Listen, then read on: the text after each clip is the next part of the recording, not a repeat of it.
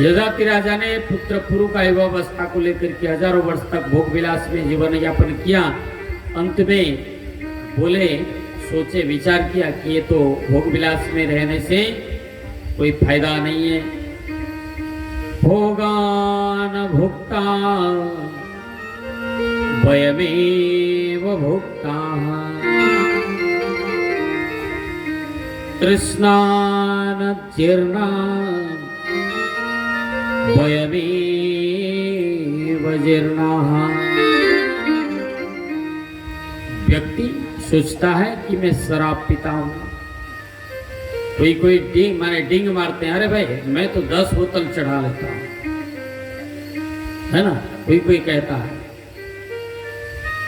चलो आज कंपटीशन करते हैं, लेकिन शराब को आप नहीं पीते हो, शराब आपको पी जाता है। ताली नहीं लगाते हैं, क्या बात है? शराब को आदमी नहीं पीता है, आदमी को शराब पी जाता है ना। जब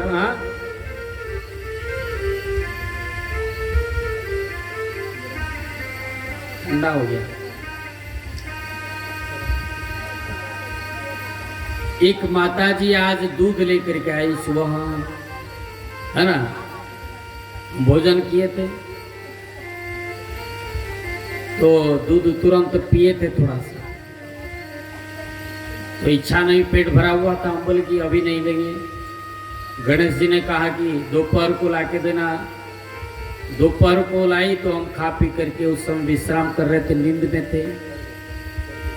गरम करके हम देखिए तो हम बोले गरम करके लाना, कहीं गरम करके लाई तो हम आए तो हम नींद में सो गए थे। नीतीश ने कहा कि अभी बाबा सोए हुए हैं, जाओ। फिर चले गए। फिर हम 4 बजे नहा धो करके तैयार हुए मंच पर आने के लिए। फिर आई लेकर के, है ना। उसके फिर आई तो हम देखे ठंडा है, फिर बोले कि ठंडा गया है। फिर गई, मैंने 4 बार गरम करके तो चौथा बार जो आया आखिर बोल ही दिया। नहीं बोलते तो परीक्षा में सफल हो जाते, लेकिन बोल करके परीक्षा में थोड़ा सा सफल तो हुए, थोड़ा चूक रह गई। किंतु परंतु हम सोच में पड़ गए कि इसको तकलीफ तो नहीं हो गया। 4 बार लौटा है गर्म करने के लिए। वो कहती है क्या माता जी, बोलती बाबा आप हमारी परीक्षा ले रहे हैं क्या? हमको चिंता हो गया कहीं इनको तकलीफ तो नहीं हो गया। 4 बार गर्म। बोले वृंदावन बिहारी लाल की जय।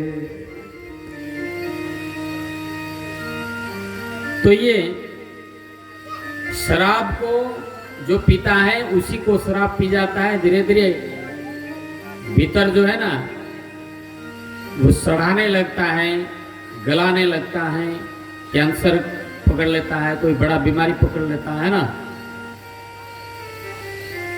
शुरुआत में जो शराब पीता है हम सुने हैं, है ना, अगल बगल में तो रहते ही है ना, तो खूब खाते हैं, जो खाते हैं पच जाता है। अब जब समय आता है शरीर कोशिका कमजोर होने लगता है, तब आपका कोई भोजन काम नहीं करेगा। तब क्या करेगा, शराब जो है शरीर को पचाना शुरू कर देगा। इसलिए शराब नहीं पीना चाहिए। ये एक एग्जाम्पल उदाहरण है। भोगान भुक्ता वयमेव भुक्ता। हम लोग भोग विलास को भोगते नहीं है, बल्कि वो हमें भोग लेता है। कृष्णान जीर्णा वयमेव जीर्णा, है ना। ये आसक्ति माया है, संसार का मोह व्यक्ति को नष्ट कर देती है। न जात काम कामना उपभोगे न सम्यति। भोग भोगने से कभी शांत नहीं होता है। हविषा कृष्ण वर्तमैव भूय एवाभिवर्धते। जिस प्रकार अग्नि में घृत डालने से अग्नि और प्रज्वलित होता है, उसी प्रकार व्यक्ति जितना भोग विलास में रहता है ना, उतना ही ज्यादा उसे आसक्ति बढ़ती है। इसलिए इसे त्याग देना चाहिए। सतत्र निर्मुक्त समस्त संगम आत्मानुभूत्या विद्युत त्रिलिंगा परमले ब्रह्मणि वासुदेवे लेभे गतिम भागवती प्रतीति प्रतीता। सभी कामनाओं का त्याग कर देने से ही आत्मा का अनुभूति होती है, भागवत की प्राप्ति होती है। सभी कामनाओं का त्याग करने से भगवान का अनुभव होता है। कामनाओं में पड़े रहेंगे तो भगवान का अनुभव नहीं हो पाएगा। वो आसक्ति में पड़े रहेंगे तो भगवान की कथा नहीं सुन पाएंगे, है ना। कोई व्यक्ति जानता है, कुछ लोग जानते हुए भी, ज्ञान है भागवत का महिमा के बारे में जानते हुए भी भोग में इतना आसक्त हैं। आज ये फलना काम है, कल चिलना काम है, बाबा इसलिए नहीं आ पाए, है ना। और हम देखते हैं जिनको सबसे ज्यादा काम है वो सारा काम छोड़ करके बाबा के साथ में भगवान का सेवा कर रहे हैं। और जिनको छोटा मोटा थोड़ा थोड़ा काम है वो उसी में उलझ के रह जाते हैं, भगवत सेवा में समय नहीं दे पाते। छोटा मोटा काम जिनको बड़ा बड़ा काम है उनको कोई गम नहीं है। वो जानते हैं इतना बड़ा बड़ा काम करने का अधिकारी इसलिए बना हूं क्योंकि मैं भगवान का भक्त हूँ, मेरे मन में भगवान के प्रति श्रद्धा है, वो मुझे ताकत देते हैं, शक्ति देते हैं, है ना।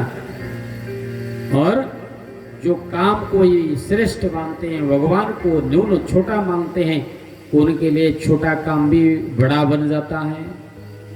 और जो भगवान को महत्व देते हैं उनके लिए बड़ा का काम छोटा बन जाता है। जोरदार ताली।